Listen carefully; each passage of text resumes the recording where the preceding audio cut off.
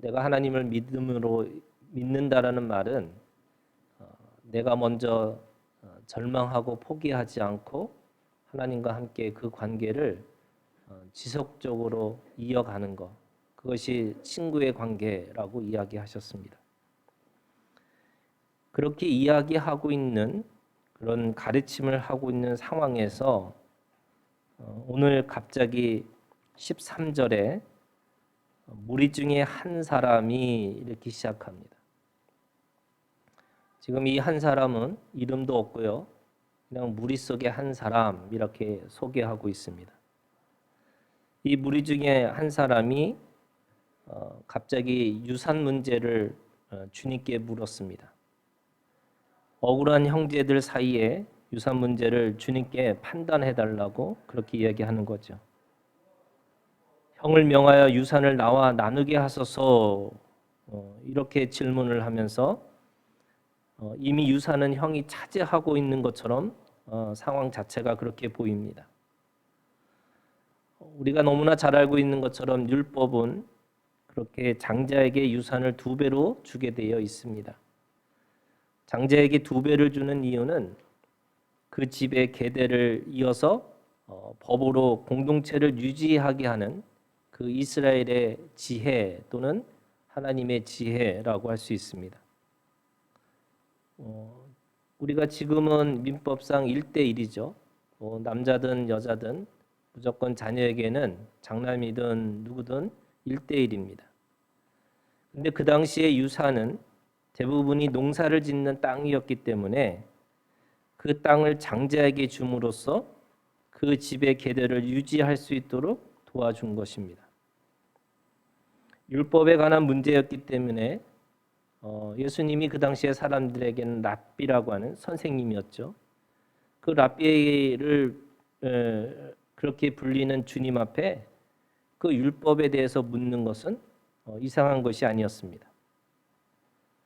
그런데 주님은 오늘 말씀하시기를 이 사람아 누가 나를 너희의 재판장이나 물건 나누는 자로 세웠느냐 라고 아주 단호하게 답변을 거부하십니다. 더구나 주님의 답변을 들어보면 주님도 몹시 그 안에 감정이 섞여 있는 것처럼 보입니다. 친구의 관계가 아니라 삼자를 부르듯이 뭐라고 부르냐면 이 한 사람을 이 사람아 라고 제 3자의 입장처럼 또 3자의 그런 관계로 그렇게 부르시면서 탐심을 물리치라 라고 말씀하고 있기 때문에 그렇습니다. 왜 주님은 이렇게 화가 난 듯 이렇게 답변하셨을까? 그거는 12장 1절부터 이 12절까지의 말씀이 뭐였어요? 외식하지 말고 외식을 주의하고, 그래서 겉과 속이 우리가 어떻게 하면 하나가 되어서 그 친구의 관계, 투명하고 또 성실한 관계로 어떻게 친구의 관계를 가야 될 건가 라고 하는 것에 대해서 말씀을 가르치고 있으셨어요. 그런데 이 사람은 지금 뭐 하고 있어요? 형제의 관계, 형제 간의 불화를 판단해 달라고 질문을 한 겁니다.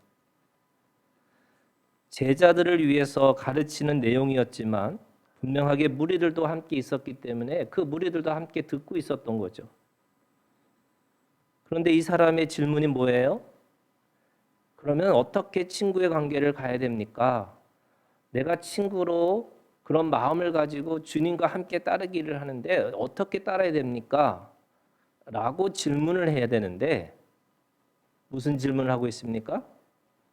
자기 문제에 자기에 대한 질문을 하고 있는 거죠. 무슨 말이냐면 주제와 아무런 상관없는 그런 질문을 하고 있는 겁니다. 왜 그럴까요? 지금 이 사람에게는요, 다른 문제가 들리지 않았기 때문에 그런 거죠.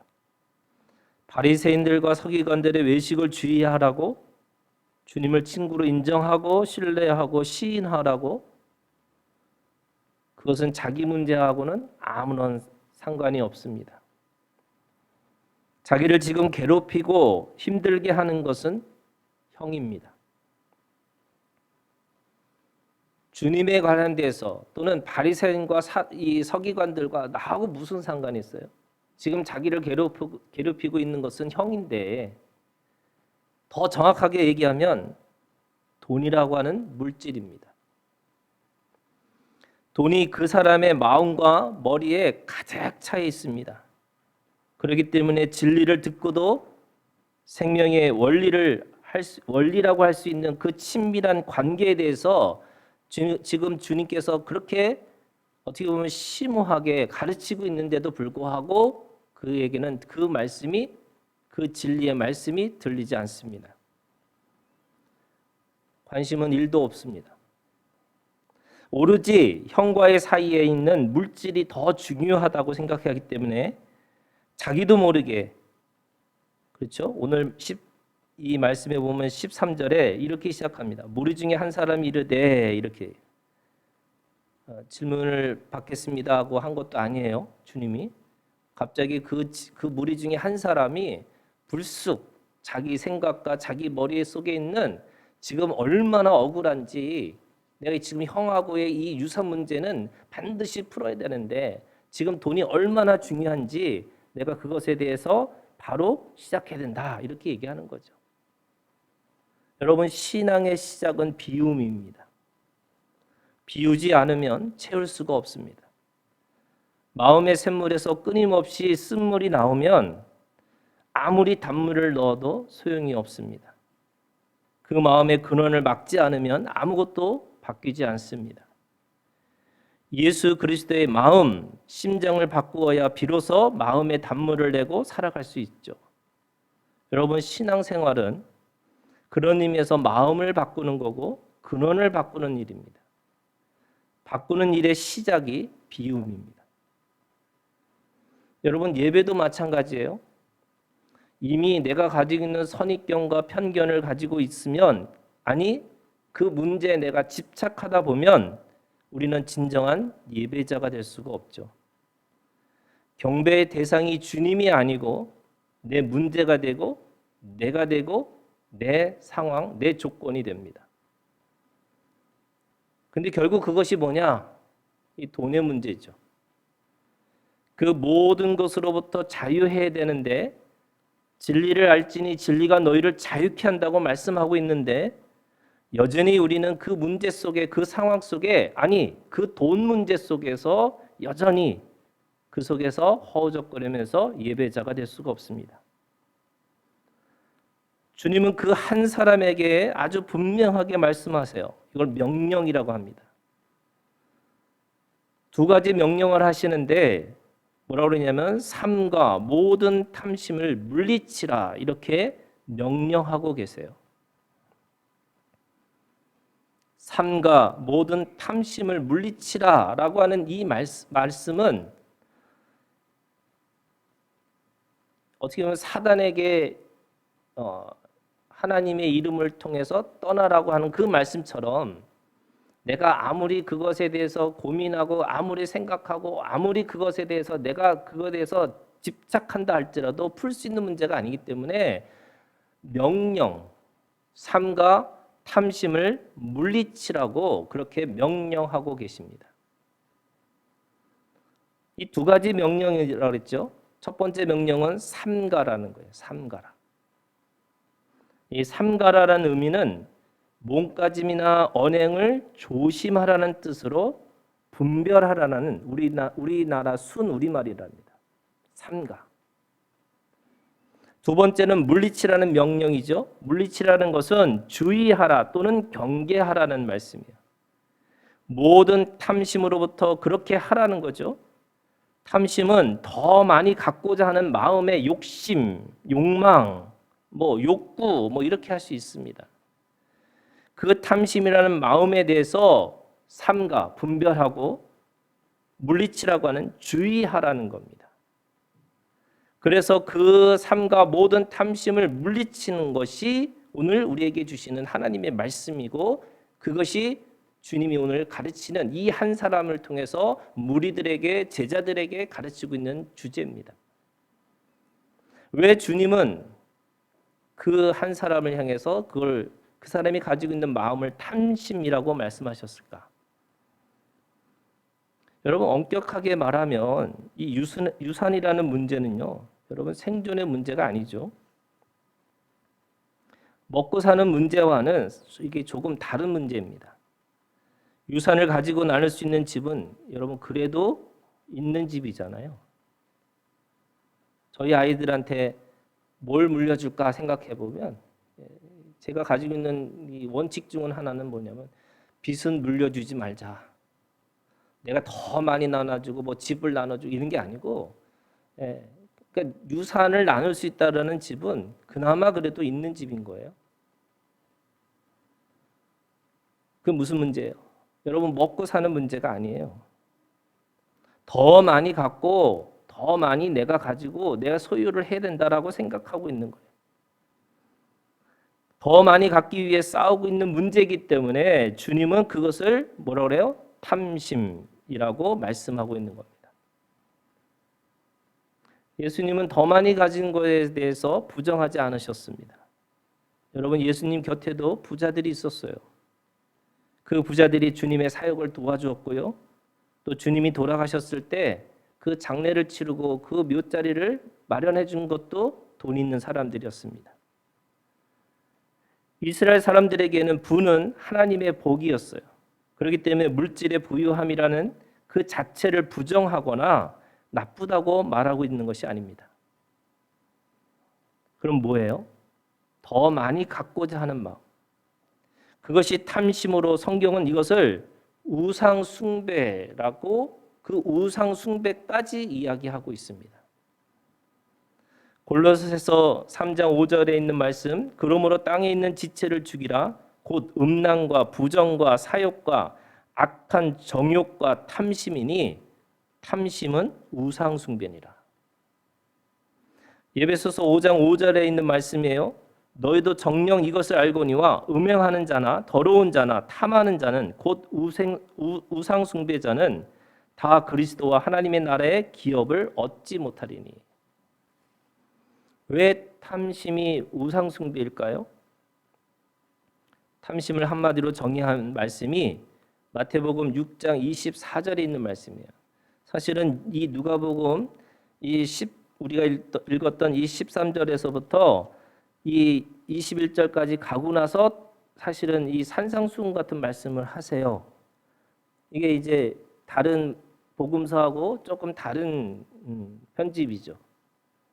마태복음 6장은 그 산상수훈의 말씀으로 그렇게 얘기합니다. 한 사람이 6장 24절에 있는 말씀이에요. 한 사람이 두 주인을 섬기지 못할 것이니 혹 이를 미워하고 저를 사랑하거나 혹 이를 중히 여기고 저를 경히 여김이라 너희가 하나님과 재물을 겸하여 섬기지 못하니라. 겸하여 섬기지 못하니라. 탐심이 왜 중요하냐? 탐심이 왜 우상 숭배일까? 그 재물의 힘은 하나님과 자리를 맞바꿀 수 있을 정도로 크기 때문에 그 마음의 주인 노릇을 누가 할 거냐? 돈이 할 것이냐? 아니면 하나님이 할 것이냐? 라고 하는 정도까지 갈 수 있다는 거예요. 그러면 사람이 여러분 재물을 살 수 있을까요? 우리가 가지고 있는 물질 세계, 내가 물질의 삶을 살고 있는데 내가 물질을 떠나서 사는 수 있을까요? 그건 뭐 살 수 없죠. 그러면 무슨 말입니까? 그게 우선순위의 문제라는 거죠. 하나님을 먼저 섬기고 사랑하는 마음이 있는 사람과 물질을 먼저 그렇게 사랑하는 사람. 그래서 물질을 똑같은 하나님과 동급으로 보기 시작하면 순간에 우리의 마음의 주인은 하나님이 되시는 게 아니라 물질이 될 수 있다는 거죠. 그것이 주님이 가르치신 오늘 한 부자의 비유의 말씀 안에 있습니다. 한 부자의 비유는요, 이 비유라는 거는 그렇게 있을 법한 이야기를 주님이 가르치시기 위해서 만들어낸 이야기입니다. 근데 만들어낸 이야기지만 그 당시의 사람들에게는 당연히 있을 법한 이야기죠. 당연히 수긍할 수 있는 그런 일상의 이야기입니다.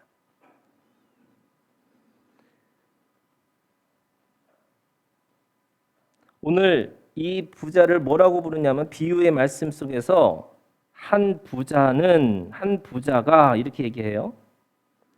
여러분 이 한 부자라는 말은 13절에 한 사람이라는 말과 똑같은 동급처럼 느껴집니다. 그러니까 한 사람이 물었어요. 그랬더니 예수님이 한 부자의 이야기를 이야기합니다. 여러분 이 부자의 행동은 모두가 동의할 수 있는 사실은 상식적이고 합리적인 행동이었습니다.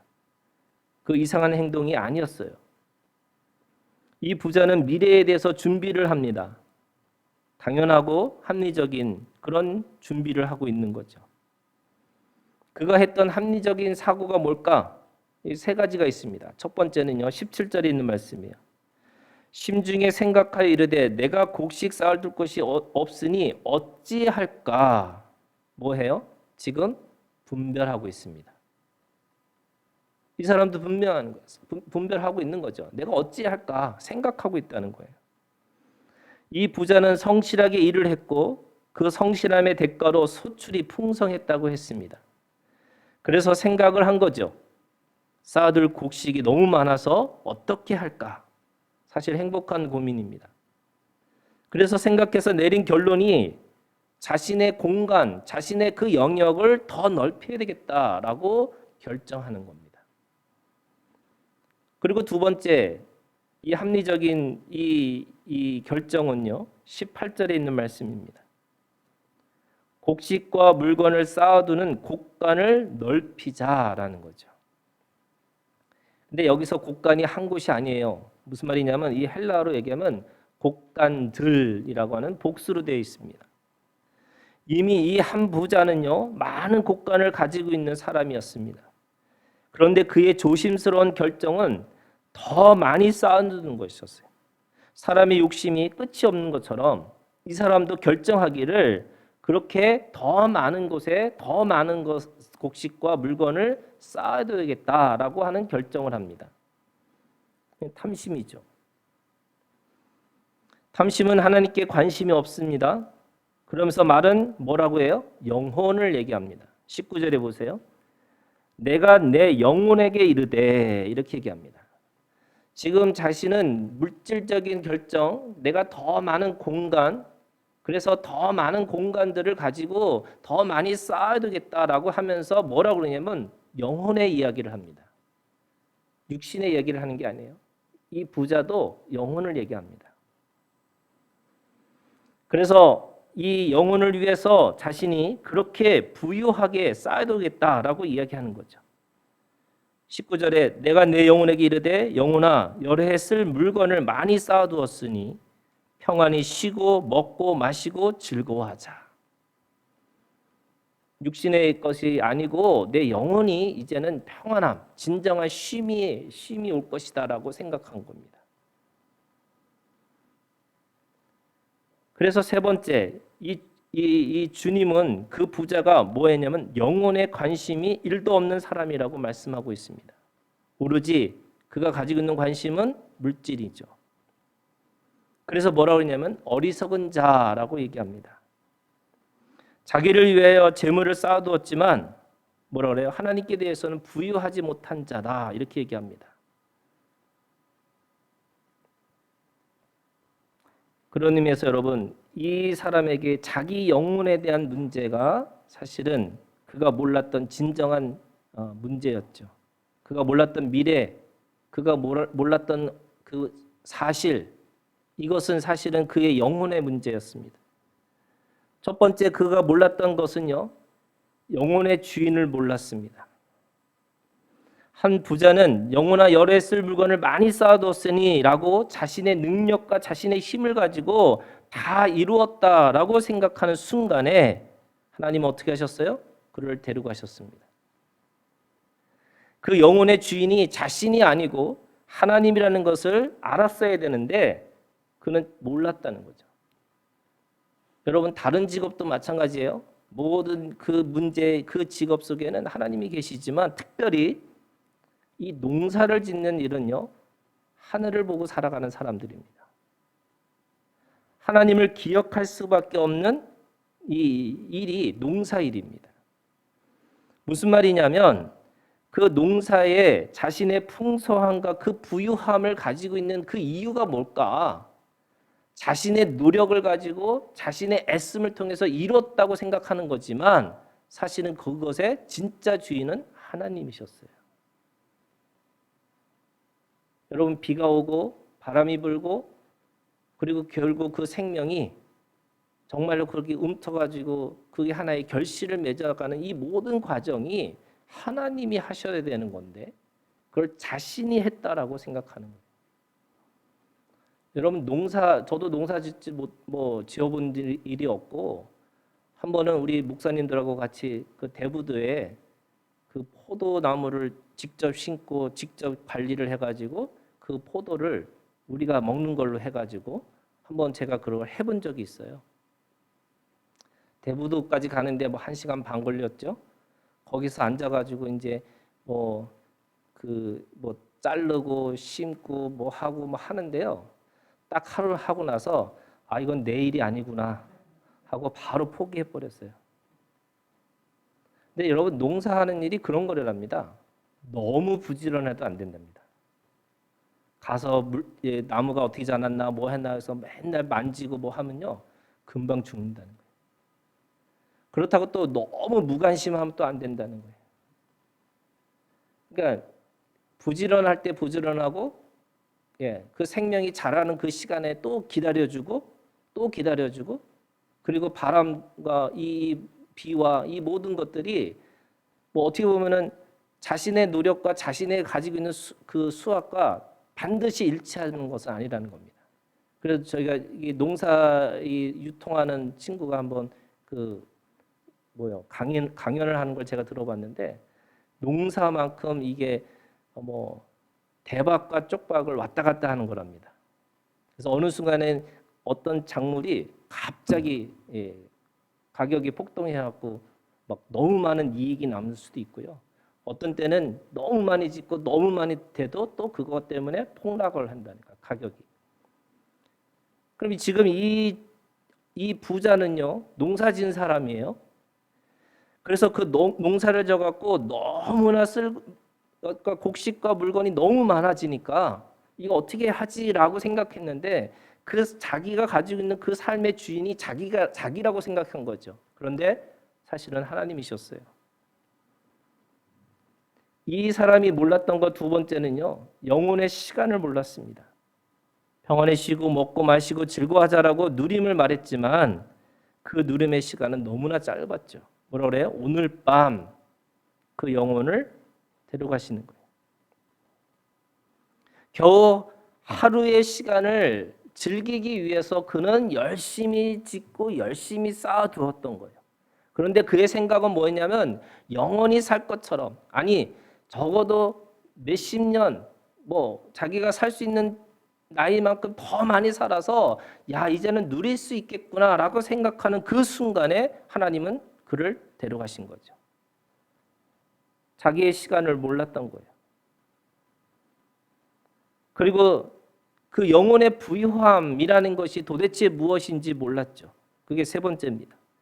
그 부유함의 주인이 자신이 아니었고 더구나 그 영혼으로 돌아간 인생은 더 이상 누릴 수 없는 겁니다. 여러분 20절에 이렇게 되어 있어요. 누가복음 12장 20절 하나님은 이르시되 어리석은 자여 오늘 밤에 네 영혼을 도로 찾으리니 그러면 네 준비한 것이 누구의 것이 되겠냐? 누구의 것이 돼요? 정확하게 얘기하면 자기 것이 안 되는 거예요. 그게 죽고 나서 누구 거가 무슨 상관이겠어요? 자기 거는 아닌 거죠. 나의 문제, 나의 걱정, 그래서 온통 나밖에 없는 그 인생 가운데서 그 문제의 주인, 그 문제의 시간, 그 문제의 진정한 부유함이 무엇인지 모르니까 그 한 부자는 끊임없이 잘못된 착각과 오해로 자신의 인생을 허비하고 살고 있는 겁니다. 그러면 근본적으로 왜 이런 일이 일어났을까? 여러분, 하나님께 부유하지 못했다는 말이 무슨 의미일까요? 물질의 부유함을 어떻게 하나님께 부유함으로 바꿀 수 있는지를 여러분 우리가 분명하게 알아야 되는데 그것이 뭘까? 그 말씀이 오늘 잠언 14장에 있는 말씀입니다. 물질을 바라보는 관점이 바뀌어야 되는 거죠. 물질과 하나님의 우선순위가 분명해야죠. 여러분, 물질은 뭡니까? 썩고 쇠하고 없어지는 것. 세 가지의 특징이에요. 물질의 특징은 썩고 쇠하고 없어지는 겁니다. 그런데 그 썩고 쇠하고 없어지는 물질, 우리가 물질이라고 하는 이 세상 살면서 그 썩고 쇠하고 없어지지 않는 이 물질을 영원한 물질로 바꿀 수 있는 것이 무엇일까? 내 육신의 부유함이 내 영혼의 부유함으로 어떻게 그렇게 바꿀 수 있을까? 그것이 오늘 잠언 이 말씀 14장에 있는 말씀에 우리의 세 가지를 우리한테 가르치고 있습니다. 잠언 14장 20절 21절. 첫 번째는요. 여러분, 재물의 부유함으로 여러분 영혼의 친구를 만드셔야 돼요. 이게 썩고 쇠하고 없어지는 물질이 영원한 물질로 바뀌는 게 뭐냐? 여러분, 영원한 친구를 만드셔야 됩니다. 오늘 20장 20절 21절에 뭐라고 말씀하시냐면 여러분 20절에 보면 이렇게 돼 있어요. 가난한 자는 이웃에게도 미움을 받게 되나 부유한 자는 친구가 많으라. 뭐 당연한 것 같이 들리잖아요. 여러분, 부자가 친구가 많아요? 가난한 자가 친구가 많아요? 당연히 부자니까 옆에 뭔가 좀 얻을 수 있을 것 같은 생각이 생겨서 다 사람들이 친구가 만들어 주겠죠. 그런데 그 친구는 진짜 가난해질 때 없어지는 친구들이에요. 그러니까 돈밖에 모르는 그 돈으로 만들어진 친구들은 언젠가 없어지는 친구들이에요. 무슨 말이에요? 여러분, 내게 이익이 될 때 친구는 동업자잖아요. 이익이 안 되는 순간에 떠나는 거예요.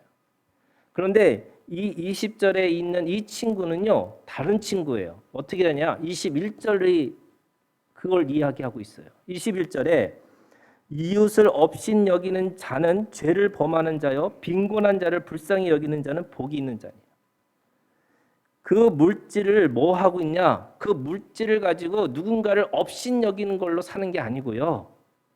그거를 불쌍한 자, 빈곤한 자를 향해서 국률의 마음을 가지고 쓰고 있는 사람들이에요.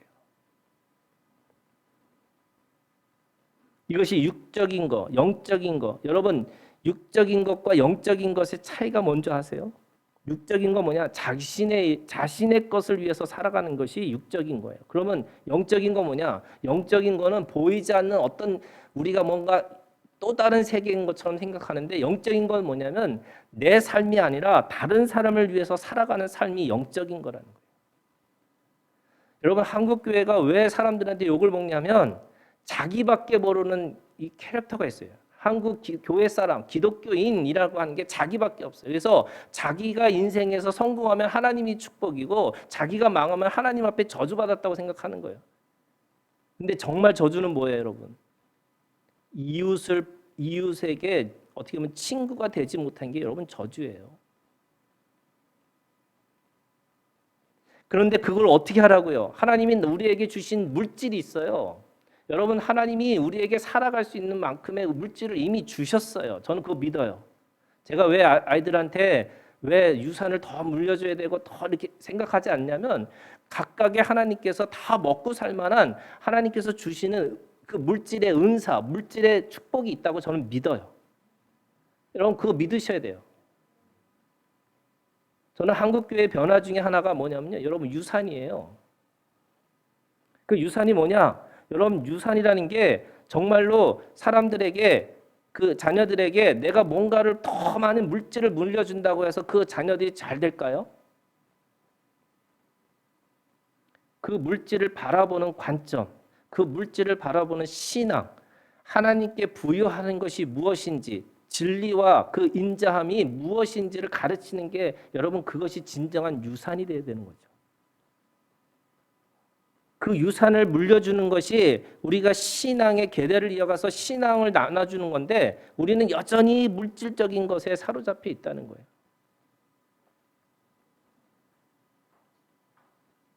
하나님은 믿음의 삶을 살게 하기 위해서 우리에게 더 주시는 은혜가 있습니다. 남보다 하나 더 주시는 이유는 여러분 그것으로 다른 사람을 돌보라고 여러분 우리에게 허락하신 축복입니다. 복입니다. 보이는 물질도 있지만 보이지 않는 시간과 그 마음도 하나님이 우리에게 주시는 우리에게 복이 있어요. 어떤 사람은요 시간의 복이 있어요. 더 남보다 더 오래 사셔서 그 삶을 통해서 그 시간을 통해서 다른 사람을 위해서 기도하고 다른 사람을 위해서 애쓰고 노력하는 하나님이 주신 시간이 있어요. 어떤 사람은 너무 짧은 시간, 자기 인생에 너무 짧은 시간을 살 수밖에 없는 사람들이 있어요. 그런데 그 사람도 나눠줄 수 있는 게 있어요. 하나님은 하나님의 것으로 모든 사람들에게 나눌 수 있는 능력과 나눌 수 있는 그것에 대해서 충분히 주셨다고 저는 믿어요. 여러분 그 나눌 수 있는 것을 가지고 뭐 해야 돼요? 여러분 나누셔야 돼요. 더 많이 쌓아둘고 더 많이 내가 그것을 더 차지하고 그래서 내가 더 많은 영향력과 능력을 가지면 내가 할 수 있을 거라고 생각하는데 여러분 지금 하셔야 돼요. 지금. 전도 폭발에서 여러분 제일 먼저 하는 질문이 뭔지 아세요? 오늘 밤 당신이 하나님 앞에 부르심을 받으면 당신은 정말로 천국에 들어갈 수 있을까요? 이게 질문이에요, 여러분. 근데 천국과 지옥 가는 거는 이미 정해져 있어요. 그러면 이렇게 묻는 거죠. 오늘 밤 당신이 정말 하나님 앞에 부르심을 받을 때 여러분 하나님께 부유함이 여러분들한테 있어요? 이거 들으셔야 돼요. 여러분 천국과 지옥 가는 거는 자녀냐 아니냐의 차원이잖아요. 그러면 오늘 우리가 하나님 앞에 가서 하나님과 그렇게 풍성하고 부유하고 그래서 썩지 않는 그 영원한 물질 속에 하나님과 함께 사귐의 시간을 가져야 되는데 여러분 그 시간을 여러분 사용할 수 있도록 여러분 그 물질을 여러분들의 시간을 여러분들의 생명을 그렇게 소비하고 있으세요? 그거 질문하는 거잖아요. 두 번째는요. 22절부터 24절, 특별히 24절의 말씀을 여러분 보세요. 잠언 14장 24절 말씀. 지혜로운 자의 재물은 그의 면류관이요 미련한 자의 소유는 다만 미련한 것이다. 여러분 물질이 뭐라고요? 면류관이에요. 하나님이 주신 우리에게 상급이 있어요. 여러분 하나님이 우리에게 주시는 이 5가지의 면류관이 있어요. 썩지 않는 면류관, 기쁨의 면류관, 의의 면류관, 영광의 면류관, 생명의 면류관. 그런데 그 면류관을 하나님이 어떻게 주셨다고요? 그 물질을 통해서 하나님 앞에 그렇게 어떻게 쓰느냐에 따라서 면류관을 받을 수 있다는 거예요. 여러분 면류관이라는 게 뭐냐면 승리관이에요. 하나님은 우리에게 인생의 승리를 주시기를 원하세요. 여러분 우리가 하나님 앞에 영혼이 돌아갈 때 그냥 아무것도 없이 그냥 우리가 인생의 속에서 물질은 정말 아무것도 없이 가지고 갈 수 없는 인생인데 하나님은 우리한테 뭘 주시기를 원하시냐면 그의 한 사람 한 사람에게 면류관을 허락해 주시기를 원하세요. 썩지 않는 면류관, 썩고 새하고 없어지는 물질을 통해서 영원히 남을 수 있는 가치를 우리에게 그 가치의 면류관을 우리에게 허락해 주셨어요. 오늘 우리에게 기쁨의 면류관, 나에게 주어진 것을 나에게만 사는 것이 아니라 그건 쾌락이라고 그래요. 그 물질의 관계를 사용해서 하나님이 주신 영원한 생명의 관계의 기쁨을 들어가기를 원하세요. 그래서 기쁨의 면류관을 받기를 원하시는 거죠. 하나님은 오늘 우리에게 의의 면류관, 그 믿음의 경주를 끝낸 사람들에게 주시는 승리의 관인데 그 믿음의 경주가 사명이에요, 여러분. 부자로 세우신 이유 있죠? 여러분 어떤 사람은 부자로 세우셨어요. 참 인생 이상하죠? 노력하고 애쓴 만큼 부자가 되는 게 아니라 정말로 하나님의 뜻 가운데 저는 부자가 있다고 생각해요. 여러분 물질의 은사가 있어요. 그 사람에게 그 물질을 주시는 것은 이 어리석은 부자와 같이 어찌할까 생각하면서 그것을 자신의 것을 더 넓히고 더 능력을 발휘하고 사람들한테 내 교만과 내 자만을 보여주는 것이 아니라 하나님이 뭐라고 그러냐면 그걸 통해서 사명을 이루라고 하시는 거예요. 그게 의의 면류관이에요.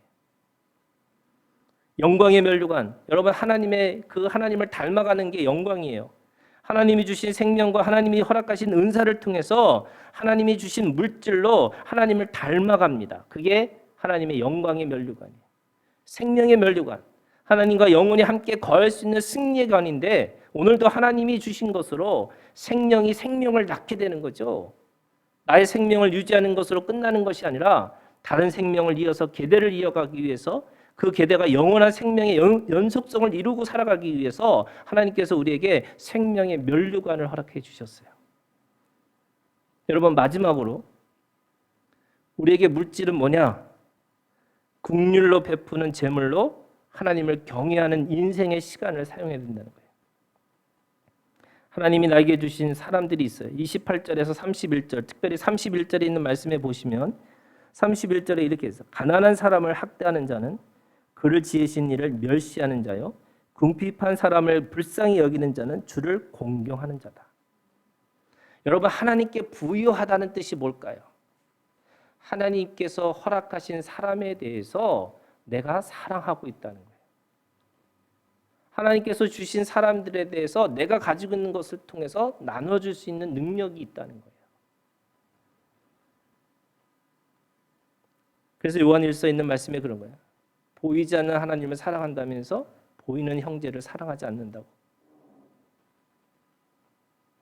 지금 이 어리석은 이 부자의 여러분 장례식을 여러분 한번 생각을 해보세요. 사람들이 뭐라고 그럴까요? 저는 이 사람들이 와서 그러겠죠. 앞에서는 야, 이 사람은 정말 위대한 일을 하셨다고. 더 많은 곡간과 더 많은 것들을 이루었다고. 정말 대단한 부자로 살았다고. 뭐 이런 거잖아요. 시편에 있는 말씀에 보면 이런 거 있어요. 너무 잘 먹어서 눈이 태어났다는 거. 이게 눈이 태어났어요. 그런데 죽을 때 너무 잘 죽었어요. 여러분, 시편에 그런 말씀이 있어요. 너무 잘 죽었어요. 근데 그게 과연 잘 죽은 걸까? 그 인생이 정말로 잘 산 걸까? 그 장례식에서 누구도 울어주지 않고 누구도 안타까워하지 않아요. 누구도 고마워하지 않아요. 누구도 감사하지 않아요. 나오면서 그러겠죠. 잘 돌아가셨다고. 제가 여기서 더 한 말을 하고 싶지만 꾹 참고 얘기하는 거예요. 잘 돌아가셨다. 여러분, 나누는 친구가 있어야지 같이 울어질 친구가 있는 거잖아요. 뭔가 그 관계 속에서 정말 더 살아계셨으면 더 좋았을 거라고 하는 섭섭함이라는 마음이 여러분 그 나눔이 이 부자에게 있을 수 있어요. 하나님 앞에 감사하고 하나님 앞에 찬양하다 보니까 하나님이 주신 사람들이 보이기 시작하고 그를 위해서 무엇을 할 건가. 그래서 그걸 위해서 내가 그 삶과 내가 그 탐심을 죽이고 그걸 통해서 나눌 수 있는 그런 충분한 그런 능력이 있는 사람이에요. 하나님이 그를 통해서 복을 내려 주셨어요. 여러분, 우리가 분명하게 얘기했지만 여러분 믿음의 사람들은요 이미 다 부자예요. 아멘 하세요. 저는 집도 없고 뭐 아무것도 없는데 왜 부자예요? 여러분 부자예요.